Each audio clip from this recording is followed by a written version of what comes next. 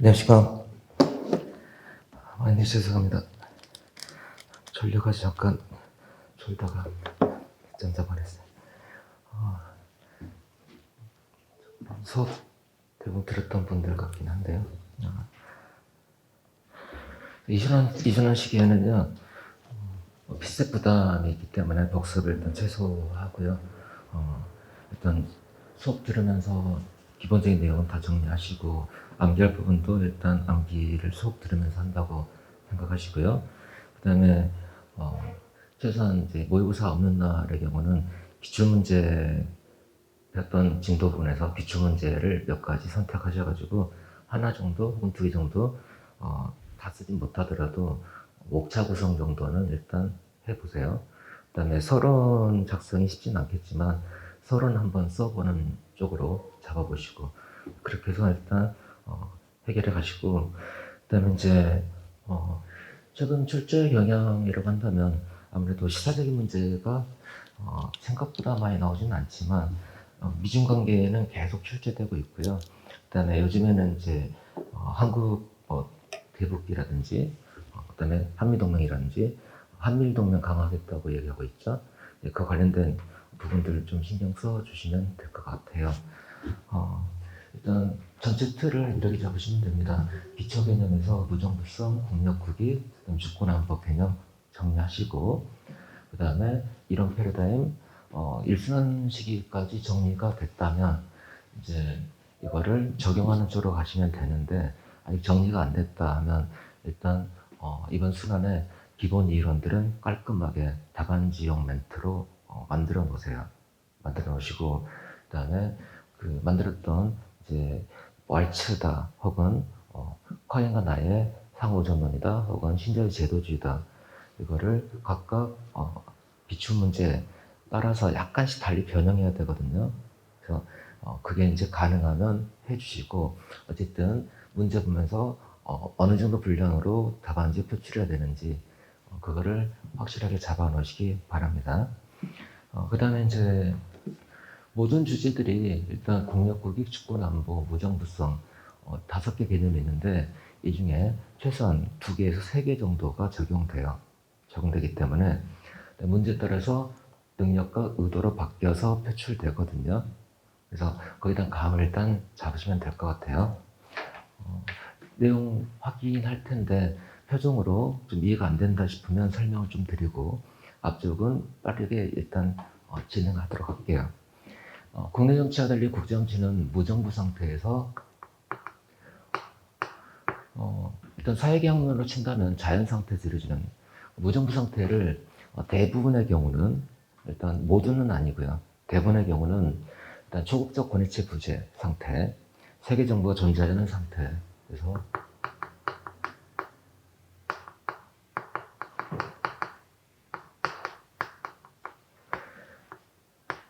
무질서가 아니라 초국적 권위체 부재 상태를 말한다. 무정부 상태란 자연 상태가 될 텐데 국내 정책의 경우는 일단 행위자들 간의 갈등이 발생했을 때 조정해주는 누군가 권위체가 존재한다는 이야기지만 국가들 간의 관계에서는 이들 간에 분쟁이 발생했다. 이걸 조정할 수 있는 합법적 힘, 그걸 권위체라고 부르시면 돼요. 합법적인 권력이 존재하지 않는다는 이야기죠. 러시아하고 우크라이나 간의 전쟁에서 이거를 조정할 수 있는 누군가 권위 있는 러시아 푸틴이 말을 듣진 않겠죠. 자신의 불리하다고 판단된다면. 자, 뭐 패권국이라고 있다면 패권국이 조정할 수도 있겠지만 지금 현재 패권국이 존재할까? 미국 말 안 듣는 국가들 많잖아요. 그죠? 그런 상황에서 국제 정치가 이루어진다. 국가 간의 상호작용이 이루어진다. 이걸 무정부 상태라고 일단 본다면 여기다 3가지 관점이 있다고 보시면 될 것 같아요. 자, 흡수적 관점에서 본다면 흡수적 세계 혹은 흡수적 문화, 흡수적 상황, 흡수적 세계라고 일단 봅시다. 이 상황에서 무정부 상태란 보호부재를 뜻하고 자, 이거는 똑같이 보더라도 이것이 하는 의미는 서로 상이하게 해석한다, 이해한다는 얘기죠. 자신의 생명, 안전, 이게 보호되지 못한다는 거고요. 이 말은 시큐리티, 부지 상태를 말하는 거고 따라서 셀프-헬프 자구 논리가 작동되는 세계다. 자구의 세계다. 자구의 논리가 작동되는 세계다. 혹은 질서다. 그래서 셀프-헬프 논리가 작동될 수밖에 없습니다. 여기서 두 가지를 이야기하는데, 고전적 현실주의자 기억이 나나 생각해보세요. 모겐스에 따르면 따라서 결국은 파워, 자신의 힘만이 자신의 안전을 보호해주고요. 그 다음에 모든 행위자가 합리적 행위자라면 자신의 이익을 극대화하는 쪽으로 행동하겠죠. 그러면 자신의 이익을 극대화하는 방법은 힘만이 자신의 안전과 그 자신의 이익을 보장하겠죠. 그래서 경제학에서 합리적 행위자를 가정하잖아요. 국제정치 행위자도 마찬가지라고 보는 거고, 따라서 국가의 행동은 자국의 이익을 극단적으로 행동할 텐데, 그 국가 이익이란 것은 파워가 결정하는 거예요. 국력으로 정의된 국가 이익을 추구하는 과정이고, 따라서 국제정치는 힘의 정치일 수밖에 없다. 파워 폴리틱스가 국제정치 본질이다 라고 이야기를 해요. 이 관점에서 본다면 모든 행위자는 자신의 능력을, 힘을 극대한적으로, 즉 획득 가능한 모든 힘을 획득하려는 게 국가의 행동 방향이 되는 거고, 이런 점에서 국가 간의 협력은 정상적인 게 아니고 갈등이 국제정치의 정상적인 상황이라고 보는 거예요. 때로는 전쟁이. 이에 대해서 헐츠라는 사람은 안보 딜레마로 설명하기도 했었죠. 그래서 나중에 로버트 저비스가 안보 딜레마 개념을 정리하긴 했지만, 이런 것 때문에서 안보 딜레마는 일단 적어놓읍시다. 불가피하다라고 일반적으로 보고 있어요. 일반적으로. 신고전적 현실주의 입장에서는 안보 딜레마가 아니라 안보 경쟁이다라고 이야기를 해요. 그래서 모두는 아니니까 일반적으로 이렇게 본다라는 거죠. 신현실주의 입장에서는 좀 약간 달리 보는 거죠. 무정부 상태에서 모든 국가가 안보 극대화를 추구한다면 자국의 이익을 극대화하는 존재가 아니라, 혹은 권력 극대화를 추구하는 존재가 아니라 안보 극대화를 추구한다. 즉 이 논리 때문에 라고 본다면 출발하는 거죠. 자, 이때 중요한 것은 국가 간의 힘의 분포, 능력의 분포, 국력 분포, 구조죠. 그래서 구조를 가지고 분석을 하는데요. 어쨌든 안보 극대화를 추구하는 존재라고 보고 있어요. 자, 이건 똑같이 보는 거고요. 자, 홉스적 관점에서 부정사는 이렇게 되는 거다. 이 시각 우리는 현실주의라고 볼 거다라는 거고요. 반면 로크에 따르면 로크가 보는 자연 상태란, 헤들리볼은 로크보다는 그로티우스라고 표기하고 있어요. 국제법의 아버지라고도 하죠. 그래서 헤드리프를 인용한다면 그때는 로크 말고 그로티우스로 바꿔주세요. 그러면 특정 학자를 인용하지 않는다면 그냥 로크로 잡으시면 돼요. 무정부 상태는 보호부재가 아니라 약속 이행의 불확성이 존재하는 상황이고요. 이거를 짧게 쓴다면 집행력 부재라고, 약속 이행의 불확실 상태 혹은 집행력 부재 상태. 따라서 자신의 안전이 직접적인 가장 중요한 문제는 아니에요. 제가 다른 국가가 무역을 했는데 무역 대금을 지급하지 않는다. 인도네시아가 KF21 관련된 계약했던 게 있죠. 그러면 분담금을 지급하지 않고 계속 버티고 있더라. 어떡할 거냐. 그걸 강제할 수 있는 외부의 힘이 없다는 거죠. 이런 상황에서 제기되는 문제고, 따라서 안보가 직접적인 국가의 위협은 일단 아니고, 이 경우에 카이는 시장과도 비슷하다고 봐요. 시장은 가격에 의해서 자원이 배분되죠. 시장 가격의 자원이 배분되는데 이게 항상 문제되는 겁니다. 시장 실패가 발생하는 몇 가지 상황 조건들이 있죠. 그죠? 그래서 집행력이 없다고 해서 항상 갈등과 충돌 혹은 전쟁 이렇게 가는 건 아니에요. 이 상황에서 특정 조건이 충족된다면 이 경우 국가 간의 코퍼레이션 협력도 가능하다고 보는 건데, 다만 협력이란 것은 하모니, 저와 달리 의도적 노력으로 달성되는 거고요. 별도 조종자가 존재하지 않는다 하더라도 협력은 가능하다고 봐요. 이게 우리는 두 가지를 일반적으로 사용할 텐데 상호우전성이 심화된 상태에서는 협력이 가능하다라고 보는 거고요. 신자유주의 제도주의 경우는 국제제도 레짐을 통해서 이게 구성되어 있다면 협력 가능하다라고 보는데, 다만 이 시각 우리 자유주의로 볼 텐데 자유주의자들의 일반적인 입장은 상호 의존론도 그렇고 신자유주의 제도주의도 그렇고 대부분의 경우는 국제제도 레짐을 통해서 협력 가능하다고 봐요. 그래서 협력에서 핵심 변수는 바로 여기 있다라고 보는 건데요. 자, 그 다음에 칸트가 바라보는 무정부 상태란, 칸트의 영구평화론에서 출발하는데, 영구평화론. 자, 공화국들로 구성된 세계에서는 전쟁이 아니라 협력이 자연스럽게 이루어진다고 보는데 일단 칸트가 말했던 공화국은 뭘까? 자, 자유주의 국가들 혹은 민주주의 국가들. 일단 우리는 자유주의와 민주주의를 크게 구분하진 않을 겁니다. 여기서는 원래 같진 않죠. 자유주의는 로크 시각이고요. 그 다음에 민주주의는 루소 시각인데, 헌법에서 루소 피플 주권, 로크의 네이션 주권 구분하죠. 어쨌든 칸트는 자유주의자였기 때문에 공화국을 자유주의로 바라볼 거고, 그냥 민주평화론이든 뭐든 그냥 민주주의 국가 혹은 자유민주 국가라고 보시면 돼요. 그러면 자, 어떤 국가가 공화국이다, 자유민주 국가라고 부르기 위해서는 일반적으로 세 가지 정도를 이야기하는데요. 자, 특히 자유주의를 봤기 때문에 자유를 가장 중요한 가치로 보는 사조를 자유주의라 불러요. 국가가 존재하는지는 개인의 자유를 보호하기 위해서라고 보는 거거든요.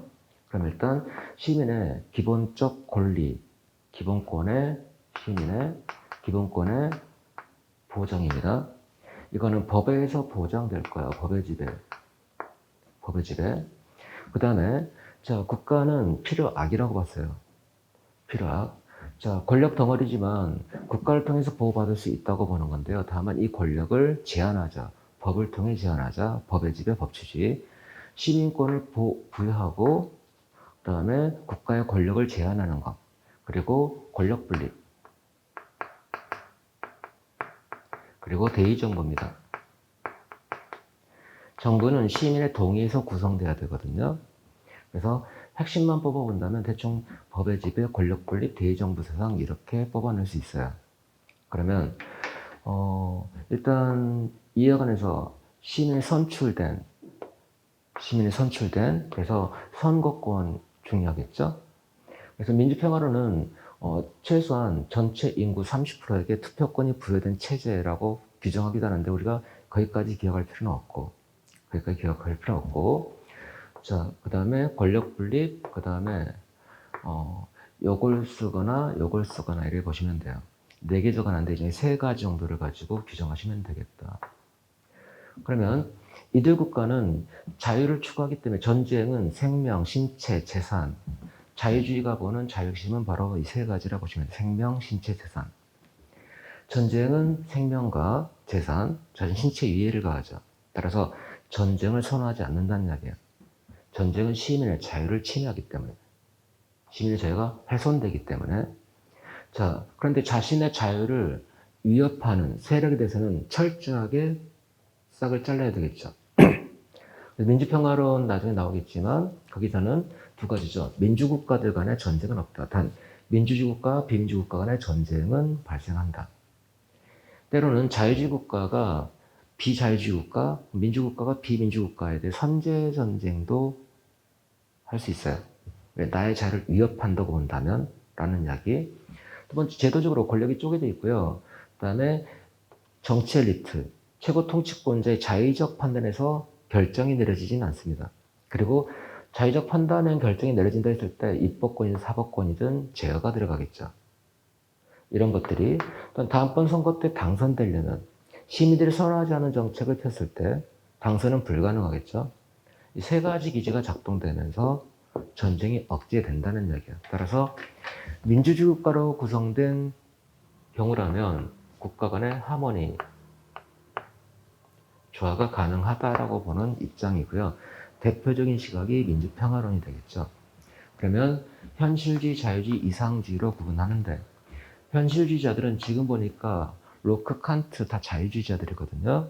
그래서 둘을 그냥 똑같은 입장, 자유주의로 그냥 같이 묶어버리고, 여기 있는 사람들은 우리 쟤랑 다르거든, 이렇게 구분하게 돼요. 공통점이라 한다면 일단 국제제도든 국내제도든 제도의 중요성은 똑같이 강조합니다. 그 점에서 유사하고요. 그 다음에 차이점이라 한다면 바로 여기에서 차이가 있고요. 그 다음에 커인과 나이는 거기에다가 더 붙여가지고 서드 이미지, 세컨 서드 이미지 기억나시죠?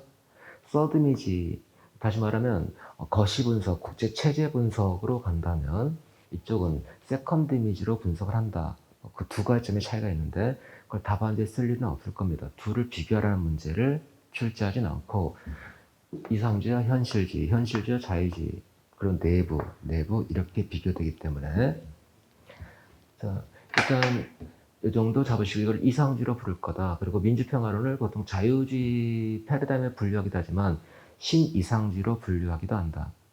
이쪽은 자유주의로 분류할 거고 이쪽에서는 신이상주의로 분류할 거고. 그래서 이걸 전제로 이야기를 해 나가겠다는 것. 자, 그런데 벤트의 경우는 다 맞고 다 틀리다라고 보는 시각이 있어요. 구성주의죠. 자, 구성주의를 일단 여기서 바로 정리하고 들어갈게요. 알렉산더 벤트는 자, 일단 국제정치 이론의 핵심 왈츠로 들어가서 왈츠에서 나온다고 하는데요. 왈츠가 일단 기존 이론을 종합했고 라고 평가되고 왈츠 이후에 이론이 다시 분화되는데 자, 주류이론인 구조적 현실주의에 따르면 혹은 왈츠에 따르면 국제정치는 핵심은 능력의 분포, 힘의 분포에 있다고 봤어요. 능력의 분포, 힘의 분포에 있다고 봤고 그 다음에 무정부 상태에서 모든 국가는 이걸 추구하며 왜? 자국 논리가 작동되기 때문이다 라고 봤던 거거든요. 근데 벤트에 따르면 즉 구조가 행위자에게 일방적으로 영향 미친다고 본다. 케네스 왈츠에 따르면 구조는 행위자에게 일방적인 영향을 미친다고 본다. 행위자는 일단 국제정치는 국가가 되겠죠. 하지만 구조가 행위자에게 일방적인 영향을 미친 것이 아니라 구조와 행위자는 뮤추얼 컨스트럭션, 상호 구성된다고 봐요. 이렇게 되는 거죠.